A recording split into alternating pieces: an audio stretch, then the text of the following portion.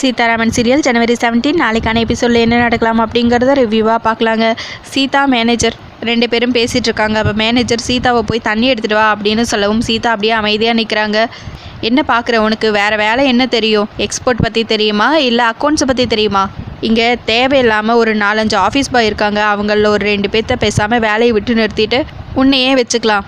அதான் office boy வேலை பார்க்க நீ வந்துட்டல அப்படின்னு சொல்லிக்கிட்டே சேதுவோட சீட்டில் உட்கார்றாங்க மேனேஜர். இது சேது அங்கிளோட சீட்டு அப்படின்னு சொல்லவும் தெரியும், நான் இந்த ஆஃபீஸ்க்கு வந்து 10 வருஷம் ஆச்சு. சும்மா ஏதாவது பேசிட்டு இருக்காம போய் தண்ணி எடுத்துகிட்டு வாப்போ அப்படின்னு சொல்லவும், சொன்ன உனக்கு புரியாதா? இது சேது மாமாவோட சேரு, முதல்ல எழுந்துருங்கிறாங்க சீதா. திரும்ப போய் தண்ணி எடுத்துகிட்டு வானே மேனேஜர் சொல்லிட்டு இருக்கவும் சீதா பயங்கரமாக டென்ஷன் ஆகி, நானும் சொல்லிகிட்டே இருக்கேன்ல இது சேது மாமாவோட சேருன்னு, முதல்ல எந்திரா அப்படின்னு சொல்லவும், என்ன மரியாதைலாம் பேசிகிட்டு இருக்கேங்கிறாங்க மேனேஜர். ஆமாம், நான் சொல்கிறதா நீ கேட்கணும். இந்த கம்பெனி நல்லபடியாக ரன் ஆகிட்டுருக்குன்னா அதுக்கு நான் தான் முதல் காரணம். நான் எந்த சேரில் வேணாலும் உட்காருவேன், என்னை தடுக்க யாருக்கும் அதிகாரம் இல்லை, புரியுதா அப்படின்னு மேனேஜர் கேட்கவும், நீ எந்த சேரில் வேணாலும் உட்காந்துக்கோ, ஆனால் இந்த சேரில் உட்காரக்கூடாது அப்படின்னு சீதா சொல்லவும், என்ன மரியாதைலாம் பேசிட்டு இருக்கேங்கிறாங்க மேனேஜர். பலார்னு ஒரு அறை வைக்கிறாங்க சீதா. அதுக்கப்புறம் மேனேஜர் நேராக போய் மகா கிட்ட கம்ப்ளைண்ட் பண்ணுறாங்க. மகா சீதாவையும் மேனேஜரையும் கூப்பிட்டு வச்சு விசாரிச்சுட்டு இருக்காங்க. கூடவே அர்ச்சனா, சுபாஷ், துரைன்னு எல்லாரும் இருக்காங்க. சீதா எதுக்காக மேனேஜர் அடிச்சா அப்படின்னு கேட்கவும், மேனேஜர் சார் நீங்களே சொல்கிறீங்களா இல்லை நான் சொல்லட்டுமா அப்படின்னு சீதா கேட்கவும், என்ன சீதா நீ மேனேஜர் அடிச்சிட்டியாங்கிறாங்க அர்ச்சனா. சீதா நீ என்ன நினச்சிட்டு இருக்க? இந்த கம்பெனியில் அவர் எவ்வளோ பெரிய முக்கியமான ஆள் தெரியுமா? அவர் போய் கை நீட்டி அடிச்சிருக்க அப்படின்னு சுபாஷ் கேட்கவும், அப்படியா, இந்த கம்பெனியில் அவ்வளோ பெரிய ஆளா இவர்? எனக்கு தெரியாமல் போயிடுச்சே, முதலையே தெரிஞ்சிருந்தா இன்னொரு அடி சேர்த்து வச்சுருப்பேன் அப்படின்னு சீதா சொல்லவும், சீதா நீ அடிக்கிற அளவுக்கு அவர் என்ன பண்ணாருங்கிறாங்க துரை. டே மேனேஜர் நீ என்ன பண்ண நீயே சொல்கிறாங்கிறாங்க சீதா. அவர் சைலண்ட்டாக இருக்கவும் சீதா உடனே சட்டை பிடிச்சி சொல்கிறாங்கிறாங்க. பார்த்தீங்களா மேடம், உங்கள் முன்னாடியே எப்படியெல்லாம் பண்ணிட்டுருக்காங்க பார்த்தீங்களா அப்படின்னு மேனேஜர் சொல்லவும், சீதா என்ன ரவுடித்தனம் பண்ணிட்டுருக்கியா? போலீஸ்க்கு ஃபோன் பண்ணி உன்னை உள்ளே தூக்கி வச்சிருவேன். என்ன நினச்சிட்டு இருக்க நீ? இது என்னோட கம்பெனி. உன்னை ஆஃபீஸ்க்குள்ளே கூட்டிகிட்டு வந்ததே பெரிய விஷயங்கிறாங்க மகா. போனால் போகுதுன்னு நான் ஆஃபீஸ் கூட்டிகிட்டு வந்து நீ இப்படியெல்லாம் பண்ணிகிட்ருக்க? உங்கள் அப்பா உனக்கு இதை தான் சொல்லி கொடுத்து வளர்த்தாரா அப்படின்னு அர்ச்சனா கேட்டுட்ருக்க. கம்பெனியில் எப்படி நடந்துக்கணும்னு உனக்கு தெரியாதாங்கிறாங்க சுபாஷ். அவளுக்கு எப்படி தெரியும்? அவளே தையல்காரிங்கிறாங்க மகா. ஆமாம் நான் தையல்காரி தான், ஆனால் இவரே இந்த கம்பெனியோட மேனேஜர் தானே, எப்படி நடந்துக்கணும்னு முதல்ல இவருக்கு சொல்லிக் கொடுங்க அப்படின்னு சீதா சொல்லுவோம். டேய் நீ சீதாவை என்ன சொன்னேங்கிறாங்க துரை. இவர் என்ன சொன்னார் தெரியுமா? நான் போய் இவருக்கு குடிக்க தண்ணி எடுத்து கொடுக்கணுமா, முடியாதுன்னு சொன்னால் போய் தண்ணி எடுத்துகிட்டு வான்னு சொல்கிறாங்க அப்படின்னு சீதா சொல்லிட்டு இருக்க. திருட்டு பையில இவங்க ராமோட ஒய்ஃபு, உனக்கு தண்ணி எடுத்துகிட்டு வந்து கொடுக்கணுமாங்கிறாங்க துரை. உண்மையை சொல்கிறா அப்படின்னு சீதா சொல்லவும் திரும்பவும் மேனேஜர் திருன்னு முழிச்சுக்கிட்டே நிற்கிறாங்க. உண்மையை சொல்லணுன்னா இவனை செருப்பால் தான் அடிச்சிருக்கணும். என்னடா சொல்லு, செருப்பால் அடிக்கணுமாங்கிறாங்க சீதா. சாரி மேடம், இனிமேல் நான் அப்படி சொல்ல மாட்டேங்கிறாங்க மேனேஜர். என்னடா சொல்ல மாட்டேன்? இவன் என்ன பண்ணான் தெரியுமா? சேது அங்கிளோட சேரில் உட்காரான். இது சேது அங்கிளோட சேருன்னு சொன்னால் அதனால் உனக்கு என்னன்னு கேட்குறான் அப்படின்னு சீதா சொல்லிட்டு இருக்க. யாரை பார்த்து நீ வாடி பொடி நல்லா பேசிட்டு இருக்கேங்கிறாங்க துரை. உனக்கு சேதுவோட சேர் கேட்குதா அப்படின்னு சொல்லிட்டு துரை அடிக்க போகும். அண்ணன் ஒரு நிமிஷம் வெயிட் பண்ண, மேனேஜர் முக்கியமான ஆள், அவர் தண்ணி கேட்டால் தண்ணி எடுத்து கொடுக்க வேண்டியது தானே, என்ன கேட்டு போவ, என்ன தப்பு இருக்குதுல அப்படின்னு மகா கேட்கவும், அப்படியா இதோ அர்ச்சனா இருக்காங்க, அர்ச்சனாவை போய் தண்ணி எடுத்து கொடுக்க சொல்லுங்களேன் பார்ப்போம், ஏன்னா அவங்க தான் முக்கியமான ஆளாச்சே, கொடுத்தா ஒன்றும் தப்பு இல்லைல்ல, சுபாஷ் அங்கிளும் ரொம்பவே சந்தோஷப்படுவாங்களே அப்படி தானே அப்படின்னு சீதா கேட்கவும், மரியாதையாக பேசுங்கிறாங்க அர்ச்சனா. நானும் அதைத்தான் சொல்கிறேன், மரியாதை அப்படின்னு சொல்லவும், என்னதான் இருந்தாலும் நீ அடித்தது தப்புங்கிறாங்க சுபாஷ். தப்பு, சாருக்கு ரொம்ப தாகமாக இருக்கான், சில்லுன்னு ஒரு ஜூஸ் எடுத்துகிட்டு வந்து கொடுக்குறீங்களா? அப்புறம் இவர் ஷூவை தொடக்க சொல்லுவார். அப்படியே புருஷன் பொண்டாட்டி 2 பேருமா சேர்ந்து ஷூவையும் தொடச்சி கொடுத்துறீங்களா? ஏன்னா சார் ரொம்ப பெரிய ஆள் இல்லை அப்படின்னு சீதா சொல்லிட்டு இருக்கவும், உன்னை எதுக்கு கூட்டிகிட்டு வந்தோம்? ஆஃபீஸில் வேலை பார்க்க தானே கூட்டிகிட்டு வந்தோம்.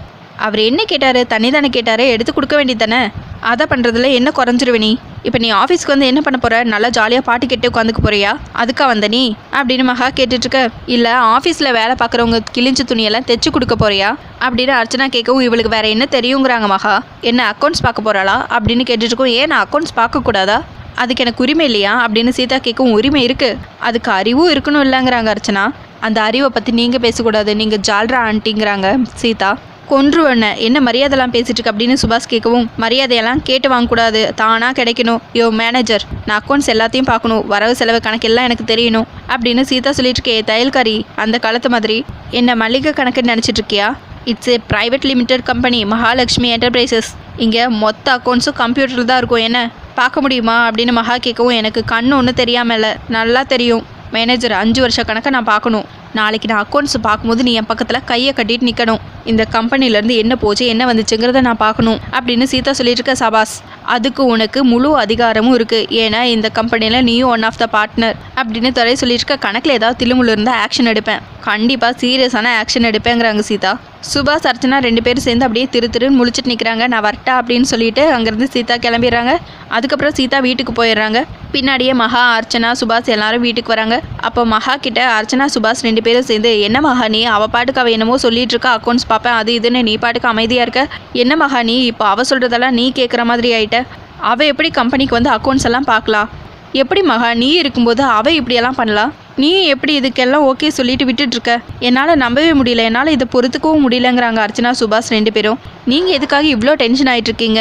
அவளுக்கு என்ன அவ்வளோ அக்கௌண்ட்ஸ் எல்லாம் பார்க்க தெரியுமா? அவள் ஆஃபீஸ்க்கு வரணும், அக்கௌண்ட்ஸ் பார்க்க தெரியாமல் முழிக்கணும், நான் எல்லார் முன்னாடியும் அவளை அவமானப்படுத்தணும். நீங்கள் போய் எதுக்காக இவ்வளோ பயந்துட்டுருக்கீங்க அப்படின்னு மகா 2 பேர்த்தையும் சமாதானப்படுத்தி அனுப்பிச்சி வைக்கிறாங்க. அப்போவும் சுபாஷ் யோசிச்சுட்டே நிற்கிறாங்க. என்னாச்சு சுபாஷ் அப்படின்னு மகா கேட்கவும், ஒன்றும் இல்லை அப்படின்னு சொல்லிட்டு அவரும் உள்ளே போயிடுறாரு. அதுக்கப்புறம் மகா யோசிக்கிறாங்க, கண்டிப்பாக இந்த தையல்காரியை நம்ம அவமானப்படுத்தியே ஆகணும், அக்கௌண்ட்ஸ் பார்க்க தெரியாமல் அப்படியே முழிக்கணும், நான் கம்பெனியை விட்டு வெளியே துரத்தணும் அப்படின்னு யோசிக்கிறாங்க. அடுத்ததாக சீதா ரூமில் உட்காந்து யோசிச்சுட்ருக்காங்க, நம்ம பாஸ்க்கு கால் பண்ணலாமா, அவர் இப்போ என்ன பண்ணிட்டுருப்பாரு அப்படின்னு யோசிச்சுட்ருக்காங்க. கரெக்டாக ராமும் அதே மாதிரி யோசிச்சுட்ருக்காங்க. 2 பேரும் ஒரே டைமில் கால் பண்ணுறாங்க. 2-3 வாட்டி ஒரே டைமில் 2 பேரும் கால் பண்ண லைன் என்கேஜாக இருக்குன்னு சொல்லிட்டு சீதா ஒரு நிமிஷம் வெயிட் பண்ணுறாங்க. அதுக்குள்ளே ராம் கால் பண்ணவும் சீதா அட்டன் பண்ணி பேசுகிறாங்க. என்ன சீதா எனக்கு ட்ரை பண்ணிட்டு இருந்தியா அப்படின்னு கேட்கவும், ஆமாம் பாஸ் நான் ட்ரை பண்ணிட்டு தான் இருந்தேன். சரி சாப்பிட்டீங்களா, என்ன சாப்பிட்டீங்க அப்படின்னு கேட்கவும் ராம் சிரிச்சுக்கிட்டே இருக்காங்க. சாப்பிட்டேன்னு சொல்லிட்டு, என்ன பாஸ் இப்போவும் சப்பாத்தி தானா அப்படின்னு கேட்கவும் திரும்பவும் ராம் சிரிக்கிறாங்க. பாஸ் நான் இன்னைக்கு கம்பெனிக்கு போயிருந்தேன் அப்படின்னு சொல்ல, வெரி குட் சீதாங்கிறாங்க ராம். பாஸ் அங்கே பெரிய சம்பவம் ஒன்று நடந்துருச்சு அப்படின்னு சொல்லவும், என்னங்கிறாங்க ராம். இன்றைக்கி அந்த மேனேஜரை நான் அரைஞ்சிட்டேன், அவர் என்னை போய் தண்ணி எடுத்துகிட்டு வர சொல்கிறாரு அப்படின்னு சொல்லவும், அவனை அப்படியே விட்ட அப்படின்னு கேட்கவும், இல்லை பாஸ் பலார்னு ஒரு அரை வச்சிட்டேன் அப்படின்னு சொல்லவும், ஆமாம் அவனுக்கு சீதாவை பற்றி தெரியல அப்படின்னு ராம் சொல்லவும், பாஸ் இன்னொரு சம்பவம்னு நடந்துருச்சு அப்படின்னு சொல்ல, என்னங்கிறாங்க ராம். இல்லை பாஸ் 5 வருஷ கணக்கை நான் பார்க்குவேன், கம்பெனி அக்கௌண்ட்ஸ் எல்லாமே நாளைக்கு நான் பார்க்குவேன்னு சொல்லிட்டு வந்துட்டேன், அதுவும் கம்பீரமாக வேற சொல்லிட்டேன், இப்போ என்ன பண்ணுறதுனே தெரியல பாஸ் அப்படின்னு சீதா சொல்லவும், சீதா அது எனக்கே கொஞ்சம் தடுமாற்றமாக தான் இருக்கும், கம்பெனி அக்கௌண்ட்ஸ் எல்லாம் நீ நினைக்கிற மாதிரி இல்லை சீதா, ரொம்பவே கிரிட்டிக்கலாக இருக்கும், பேசாமல் நாளைக்கு நீ போகாத, ஏதாவது காய்ச்சல் தலைவலின்னு சொல்லிட்டு வீட்லேயே இருந்துரு, இல்லைன்னா அங்கே போய் அசிங்கப்பட்டுருவேன் சீதா அப்படின்னு ராம் சொல்லவும், என்ன பாஸ் இப்படி சொல்கிறீங்கிறாங்க சீதா. அப்படியே சைலண்ட் ஆயிடுறாங்க. அதுக்கப்புறம் ராம் என்ன சீதா அப்படின்னு சொல்லிட்டு அவர் ஏதோ ஒரு ஐடியா கொடுக்குறாரு. சீதாவும் சிரிச்சுக்கிட்டே ஓகே சொல்கிறாங்க. அடுத்த நாள் காலையில் சீதா ஆஃபீஸில் போய் உட்காடுறாங்க. மேனேஜரை கூப்பிடுறாங்க. நான் கேட்டேன்ல அக்கௌண்ட்ஸ் இப்போவே என் டேபிளுக்கு வந்து ஆகணுங்கிறாங்க. அதுக்குள்ளே மகா, அர்ச்சனா, சுபாஷ் எல்லாரும் வந்துடுறாங்க.